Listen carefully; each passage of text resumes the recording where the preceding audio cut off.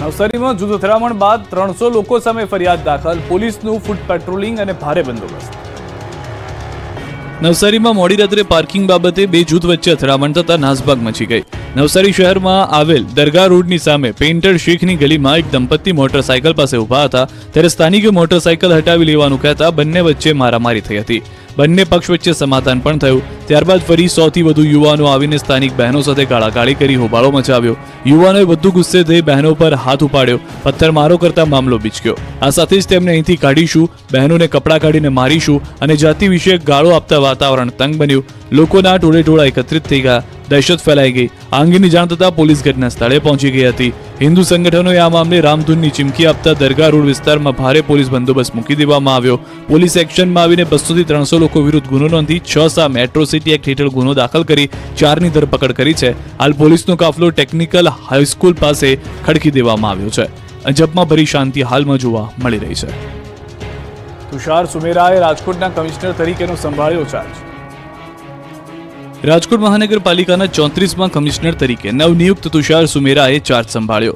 તાજેતરમાં પૂર્વ municipal commissioner DP દેસાઈની ઓરડામાં બદલી થતા તુષાર સુમેરાને રાજકોટ મુકાયા. મૂળ સુરેન્દ્રનગર જિલ્લાના વતની તુષાર સુમેરાનું શિક્ષણ રાજકોટમાં થયું છે અને તેઓ 2012 ગુજરાત કેડરના આઈએએસ અધિકારી છે. ત્યારે રાજકોટ તેમની કર્મભૂમિ બનતા તેમણે આનંદ વ્યક્ત કર્યો અને રાજકોટની પ્રાથમિક સુવિધાનું નિરાકરણ કરવાના પ્રયત્નો કરવાની ખાતરી આપી હતી. તેમજ સૌપ્રથમ તમામ અધિકારીઓ સાથે બેઠક કરી અટકેલી કામગીરી ઝડપથી આગળ વધારવા પ્રયાસ કરવાનું જણાવ્યું.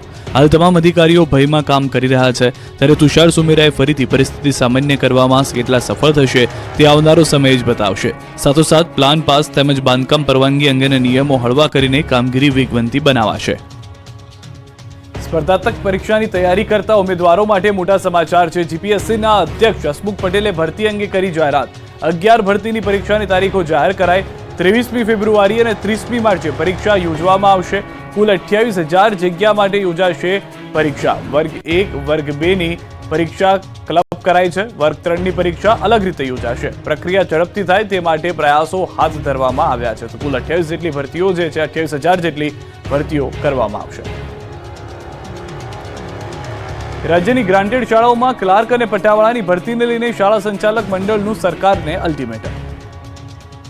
રાજ્યની ગ્રાન્ટેડ શાળાઓમાં ક્લાર્ક અને પટાવાળાની ભરતીને લઈને શાળા સંચાલક મંડળે સરકારને અલ્ટિમેટમ આપ્યું છે. 30 દિવસમાં ભરતી બાબતે સરકાર વિચારણા નહીં કરે તો શાળાઓમાં 2 દિવસ રજા પાડવામાં આવશે અને વાલીઓ સુધી ભરતીનો મુદ્દો લઈ જવાશે. 2009થી ગ્રાન્ટેડ શાળામાં ક્લાર્ક અને પટ્ટાવાળાની ભરતી થઈ નથી, જેને લઈ શાળા સંચાલક મંડળના પ્રમુખે જણાવ્યું કે 70% શાળાઓમાં પટ્ટાવાળા અને ક્લાર્કની જગ્યાઓ ખાલી છે. કર્મચારીઓના અભાવને કારણે શાળાના પ્રિન્સિપલે ક્લાર્ક અને પટ્ટાવાળાનું કામ કરવું પડે છે. ત્યારે હાલ તો ભરતીને લઈને અલ્ટિમેટમ અપાયું છે. ભરૂચ હાઈવે પર એસટી બસ અને ખાનગી લક્ઝરી બસ વચ્ચે અકસ્માત, 16 ને ઈજા. અંકલેશ્વર નજીક નેશનલ હાઈવે નંબર 48 વહેલી સવારે મોતની ચીચિયારીઓથી ગુંજી ઉઠ્યો. અંકલેશ્વરની વાલિયા ચોકડી નજીક આવેલ આમલખાડીના ઓવરબ્રિજ પર ખાનગી લક્ઝરી બસ અને સરકારી એસટી બસ વચ્ચે અકસ્માત સર્જાયો. અકસ્માત સર્જાતા ખાનગી લક્ઝરી બસ પલટી ગઈ તો એસટી બસ પણ માર્ગની બાજુમાં ઉતરી ગઈ.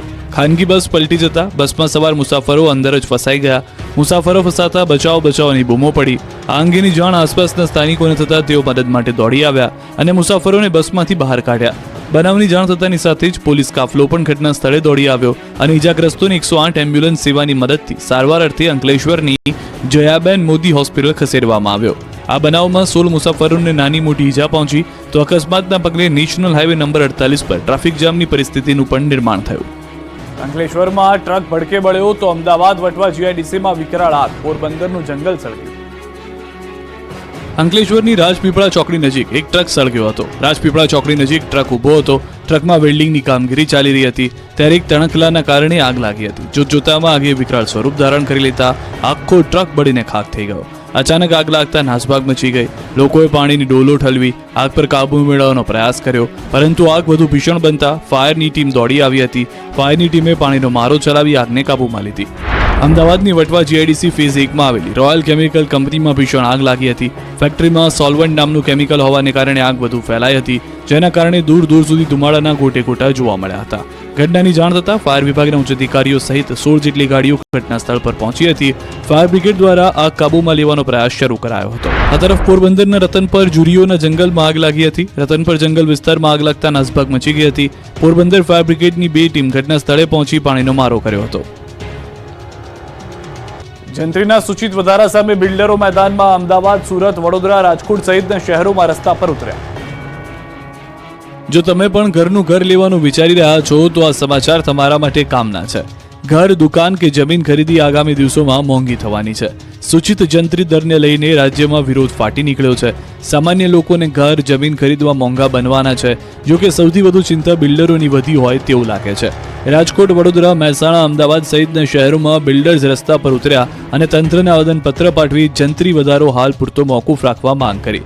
રાજકોટમાં બહુમાળી ભવન ચોકથી કલેક્ટર કચેરી સુધી મૌન રેલી યોજાઈ, જેમાં 10,000થી વધુ લોકો જોડાયા. રેલી બાદ કલેક્ટરને આવેદનપત્ર પાઠવવામાં આવ્યું, જેમાં અલગ અલગ 17 મુદ્દાઓને ટાંકવામાં આવ્યા. બિલ્ડર્સ દ્વારા તો 5 થી 7 વર્ષ સુધી જંત્રી વધારો મોકૂફ રાખવાની માંગ કરાઈ, તો વડોદરામાં સૂચિત જંત્રી દરના વધારા મુદ્દે વિરોધ પ્રદર્શન કરાયું. સયાજીનગર ગૃહ ખાતે એકઠા થઈ બિલ્ડર્સ અને ડેવલપરે રેલી કાઢી, તો અમદાવાદમાં ક્રેડાઈ અને ગહેડના સભ્યોએ કલેક્ટર કચેરીએ પહોંચીને વિરોધ નોંધાવ્યો, જેમાં વાંધા અરજીનો સમય 31 માર્ચ સુધી લંબાવી આપવા રજૂઆત કરાઈ. તો મહેસાણામાં બિલ્ડર એસોસિએશન ક્રેડાઈના બિલ્ડરોએ નોંધાવ્યો વિરોધ. જિલ્લા કલેક્ટર કચેરી જંત્રી મુદ્દે આવેદનપત્ર આપ્યું. રાજ્ય સરકાર દ્વારા નવી સૂચિત જંત્રીમાં સરેરાશ 200 થી 2000% સુધીનો વધારો ઝીંકી દેવામાં આવ્યો છે. જંત્રીમાં કરાયેલા સૂચિત વધારાનો જો અમલ કરવામાં આવે તો મકાનના ભાવમાં 30 થી 40% વધારો થવાની ભીતિ વ્યક્ત કરવામાં આવી. એના કારણે સામાન્ય માણસનું ઘરનું સ્વપ્ન અધૂરું રહી જાય એમ છે, જેથી ક્રેડાઈ દ્વારા આ અસહ્ય વધારો પરત લેવાની માંગ કરવામાં આવી. મોરબી નગરપાલિકાના પટાંગણમાં સદબુદ્ધિ હવન, વિવિધ ખર્ચની માહિતી મેળવવા માટે કોંગ્રેસનો અનોખો કાર્યક્રમ. મોરબી જિલ્લા અને શહેર કોંગ્રેસ પ્રમુખ દ્વારા પાલિકામાં ભાજપની સત્તા હતી ત્યારે જુદા જુદા કામોમાં મોટા પ્રમાણમાં ભ્રષ્ટાચાર કરવામાં આવ્યો છે. તેની માહિતી છેલ્લા 5 મહિનાથી માંગવામાં આવે છે, તો પણ માહિતી આપવામાં આવતી નથી, જેથી મોરબી પાલિકા કચેરીના પટાંગણમાં કોંગ્રેસના જિલ્લાના પ્રમુખ સહિતના આગેવાનોએ આશ્ચર્યજનક કાર્યક્રમ આપ્યો. ખાસ કરીને પાલિકાના વર્તમાન અધિકારીને ભગવાન સદબુદ્ધિ આપે તે માટે પાલિકાના પટાંગણમાં સદબુદ્ધિ હવન કર્યો હતો. મોરબી પાલિકા પાસે છેલ્લા 5 મહિનાથી નંદીઘરમાં કરાવવામાં આવેલા ખર્ચની વિગતો, આવાસ યોજના અને કલમ 45D હેઠળ કરેલા કામોના ખર્ચની વિગતો માંગવામાં આવી છે, પરંતુ પાલિકામાંથી માહિતી આપવામાં આવી રહી છે, જેથી અધિકારીઓએ પણ ભાજપના ભ્રષ્ટાચારને છાવરી રહ્યા છે તેવો આક્ષેપ કોંગ્રેસ જિલ્લાના પ્રમુખે કર્યો છે. મોરબીમાં શનાળા રોડે આવેલા જિલ્લા કોંગ્રેસ કાર્યાલયથી લઈને પાલિકા કચેરી સુધી પદયાત્રા યોજાઈ. ત્યારબાદ મોરબી પાલિકા કચેરીના પટાંગણમાં કોંગ્રેસના જિલ્લાના પ્રમુખ સહિતના આગેવાનોએ પાલિકાના વર્તમાન અધિકારીને ભગવાન સદબુદ્ધિ આપે તે માટે સદબુદ્ધિ હવન કર્યો. કોંગ્રેસના આગેવાનો તેમજ કાર્યકરો દ્વારા રામધૂન બોલાવવામાં આવી. આ મુદ્દે ચીફ ઓફિસરે દાવો કર્યો કે આરટીઆઈ હેઠળ માહિતી માંગવામાં આવી ન હતી, જેથી માહિતી આપવામાં આવી નથી. આપના ધારાસભ્ય ચૈતર વસાવા સામે એફઆઈઆર નોંધાતા જેલ ભરો આંદોલનની ચીમકી ઉચ્ચારી. ચૈતર વસાવા સામે વધુ એક એફઆઈઆર નોંધાતા ખળભળાટ મચી ગયો. ડેડિયાપાડાના આમ આદમી પાર્ટીના ધારાસભ્ય સહિત 13 લોકો સામે મંજૂરી વિના પદયાત્રા યોજવા બદલ ફરિયાદ દાખલ થઈ છે. રાજપારડીના પીઆઈ સુખમ ગોહિલે ખુદ ફરિયાદી બનીને આ એફઆઈઆર દાખલ કરી છે, જેને લઈને હવે ચૈતર વસાવા લાલઘુમ થયા. પ્રાપ્ત વિગતો પ્રમાણે 3 ડિસેમ્બરે ચૈતર વસાવાએ રાજપારડીના બિરસા મુંડા ચોકથી ઝઘડિયા સુધી પદયાત્રા યોજી, જેના માટે પોલીસે કોઈ મંજૂરી આપી નહોતી. એફઆઈઆર નોંધાયા બાદ ચૈતર વસાવાએ પોલીસ પર નિશાન સાધતા કહ્યું કે એફઆઈઆર ખોટી છે. 30 નવેમ્બરે કલેક્ટર અને એસપીને જાણ કરી હતી, સાથે જ પ્રાંત અધિકારીને જાણ કરી હતી. વસાવાએ અનેક ગંભીર આરોપ સાથે જેલ ભરો આંદોલનની ચીમકી ઉચ્ચારી. બનાસકાંઠાના કાંકરેજમાં થળીમઠનો વિવાદ પાલનપુર પહોંચ્યો. રોષે ભરાયેલા લોકોએ પાલનપુરમાં કલેક્ટર કચેરી સુધી મહાધર્મ રેલી યોજી. આ દ્રશ્યો ઉત્તર ગુજરાતના છે, જ્યાં થળી જાગીર મઠના મહંતની ગાદીને લઈને ઘેરાયો છે વિવાદ. દાવા પ્રમાણે 117 ગામના લોકો પાલનપુરના રામલીલા મેદાનમાં એકઠા થયા અને દેવ દરબારના મહંત બલદેવનાથ વિરુદ્ધ સભા યોજી. બાદમાં રેલી સ્વરૂપે પાલનપુર કલેક્ટર કચેરીએ પહોંચ્યા અને થળી જાગીર મઠના મહંતના વિવાદનો ઉકેલ આપવા માંગ કરી. આવેદનપત્ર આપ્યા બાદ તમામ લોકો કલેક્ટર કચેરીના પરિસરમાં જ બેસી ગયા અને નિર્ણયની રાહ જોવા લાગ્યા. એવી ચીમકી ઉચ્ચારવામાં આવી કે જ્યાં સુધી સમસ્યાનું સમાધાન નહીં થાય ત્યાં સુધી તેઓ ઘરે નહીં જાય. વાત કંઈક એવી છે કે 19 નવેમ્બરે થળી જાગીર મઠના મહંત જગદીશપુરી દેવલોક પામ્યા. દેવ દરબારના મહંત બળદેવનાથ બાપુ તથા જાગીરદાર સ્ટેટ દ્વારા શંકરપુરી મહારાજને ગુરુ ગાદી સોંપી દેવાય. આ જ વાતથી આસપાસના 117 ગામના ગ્રામજનો નારાજ થયા. ગ્રામજનોએ શંકરપુરી મહારાજનો મહંત તરીકે સ્વીકાર કર્યો અને કાર્તિકપુરી મહારાજની ચાદર ઉઠાડી, જેના કારણે વિવાદને ઉગ્ર સ્વરૂપ ધારણ થઈ ગયું. કાયદો વ્યવસ્થાની સ્થિતિ કથળે નહીં તે માટે કેટલાય દિવસથી મઠમાં ચુસ્ત પોલીસ બંદોબસ્ત ગોઠવી દેવાયો છે. કાર્તિકપુરી બાપુના સમર્થનના દાવા પ્રમાણે શંકરપુરી મહારાજને પરંપરા નેવે મૂકીને ગાદી સોંપી દેવાય છે. બીજી તરફ શંકરપુરીના સમર્થકોનો દાવો છે કે પરંપરા પ્રમાણે જ ગાદી સોંપવામાં આવી છે, જો કે હવે દશનામ ગોસ્વામી સમાજ દ્વારા વહીવટદાર નિમવા માંગ કરાઈ છે. બાંગ્લાદેશમાં હિન્દુઓ ઉપર થઈ રહેલા અત્યાચારના વિરોધમાં ઉપલેટામાં નીકળી રેલી. બાંગ્લાદેશમાં હિન્દુઓ પર થઈ રહેલા અત્યાચારના વિરોધમાં રાજકોટ જિલ્લાના ઉપલેટામાં વિશાળ રેલી યોજાઈ. બાંગ્લાદેશમાં શેખ હસીના સરકારને અલોકતાંત્રિક રીતે બરખાસ્ત કર્યા પછી હિન્દુઓ પરના અત્યાચારોમાં ભારે વધારો થયો છે. હિન્દુઓના ધાર્મિક સ્થાનોને નિશાન બનાવી તોડફોડ થતા હિંસા અને હત્યાના બનાવમાં વધારો થતા રોષ ફેલાયો, જેના વિરોધમાં ઉપલેટામાં મોટી સંખ્યામાં લોકોએ રેલી કાઢી. વિશાળ રેલીમાં બટેંગે તો કટેંગે, જયતું જયતું હિન્દુ રાષ્ટ્ર જયતું, બાંગ્લાદેશના હિન્દુઓ પર અત્યાચાર બંધ કરો, એક રહેંગે તો સેફ રહેંગે, હિન્દુ હિન્દુ ભાઈ ભાઈ જેવા સ્લોગન સાથેના પોસ્ટર્સ પણ જોવા મળ્યા. ઉપલેટા તાલુકાના સમસ્ત હિન્દુ સમાજના લોકો મોટી સંખ્યામાં બસ સ્ટેન્ડ ચોકથી યોજાયેલ વિશાળ રેલીમાં જોડાઈને મુખ્ય માર્ગો પર ફરી મામલતદારને સૂત્રોચ્ચાર સાથે આવેદનપત્ર આપ્યું.